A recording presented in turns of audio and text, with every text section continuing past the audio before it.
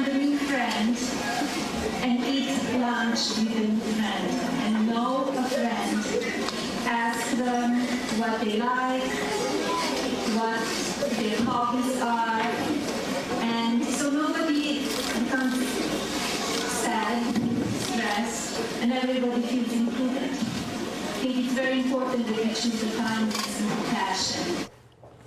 First Lady Melania Trump visiting a Detroit area middle school yesterday as part of her campaign to combat cyberbullying. During her lunchtime stop, the First Lady encouraged students to treat one another with kindness and respect while highlighting that the No One Eats Alone initiative. Now, according to the New York Times, quote, aides for the First Lady say she is aware of the criticism directed at her bullying prevention efforts, given the president's proclivity for digital insults. For bullying. That's an interesting, I mean, if you're going to pick anything, that's an interesting thing for Melania to pick, considering, well, I mean, all the insults. I mean, he's constantly, he's cyberbullying, Willie? That's fascinating. I mean, you have, remember the beauty queen that he said was fat? And little Bob Corker, little Marco, he makes fun of people for being small. You think that fits the definition of cyberbullying? Yeah, I think. Okay. I think so, and bullying in general, and of course telling people, and maybe not cyberbullying, but telling people if they beat up other people, he'll pay for their lawyers' fees. Well, we got the Mika thing. Oh, my face. Says bleeding badly from the face, and at least Melania stepped out and condemned him. Oh wait, no, she didn't actually condemn. She attacked me. She attacked Mika, actually. Well, that's a curious thing to be doing. I heard poorly rated Morning Joe speaks Patty, Psycho Joe, low IQ, crazy Mika, bleeding badly from the face. I said no. Of course. Of course, those are all lies. Good morning, everybody. There were 5 lies in there. Of all of that, the most incredible thing really is he managed to have 5 whoppers in 140 characters.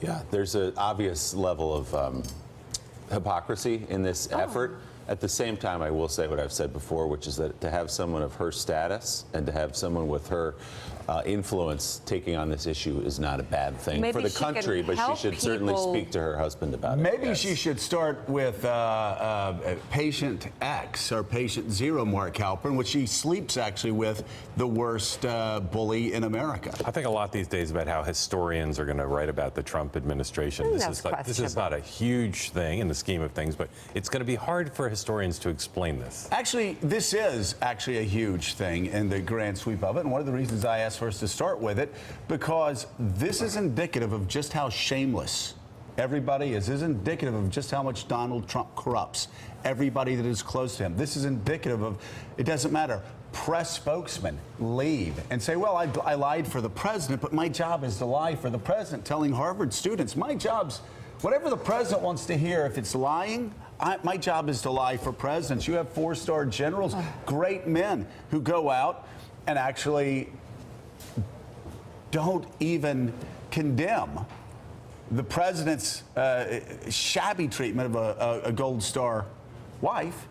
And I think actually this is something historians will look at and say, oh, wait, okay, well, see, this really, if you really want to know something that best encapsulates the hypocrisy and how Donald Trump destroys all who are close to him, this cyberbullying or this bullying campaign really epitomizes it best, because he has coarsened all of American culture and actually put bullying in the front of everybody's minds. I agree with everything you said. I'm just saying compared to like North Korean healthcare, maybe it's not as big a deal. But in terms of the symbolism and an explanation of how he relates to people around him, absolutely. Well, actually, we were taught in law school in a class, Willie, that you know, if you give the jury some bad information on a matter that's small, if they can't believe you on the small things, they can't believe you on the big things.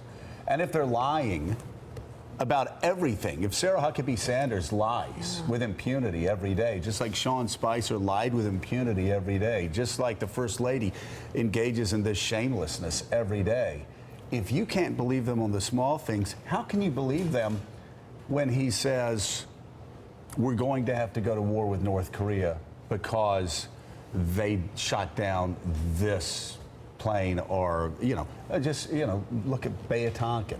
It's happened before. It actually matters. Remember, the first act of this presidency was to hold that news conference in the White House briefing room lie to about talk reality. about the crowd size, that our size was bigger. That was our first tip, if we didn't have a few tips before during the campaign, that this was going to be an administration that had no problem standing in front of cameras and telling things that weren't true. Their very first thing, and then you go in the White House. I was talking to somebody else in the media this past week, and I was talking about how surreal it was when Mika and I went there the first weekend. And you go to the White House, I've been going to the White House for 20, 25 years. Mika have been going for 40 years.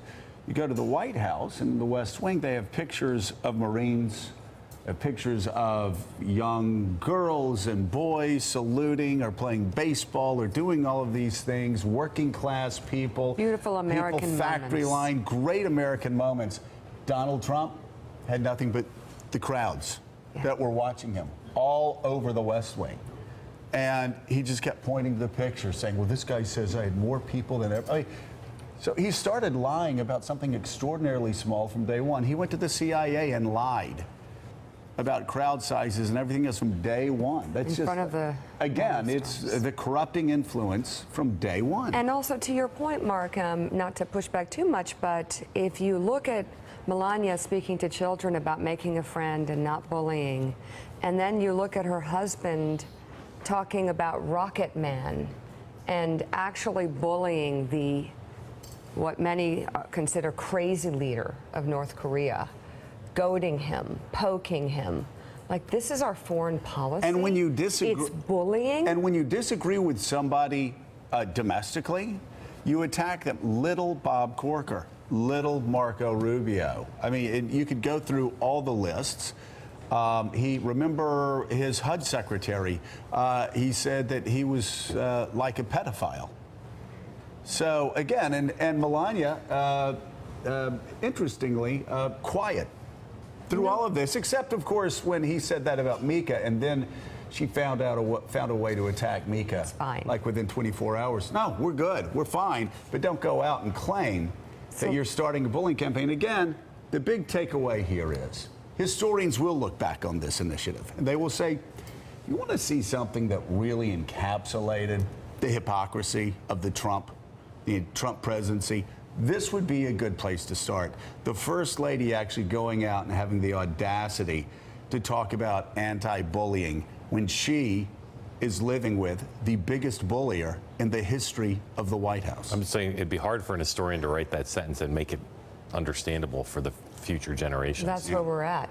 And that's what's happening to our government, actually. Yeah. Thanks for checking out MSNBC on YouTube, and make sure you subscribe to stay up to date on the day's biggest stories. And you can click on any of the videos around us to watch more from Morning Joe and MSNBC. Thanks so much for watching.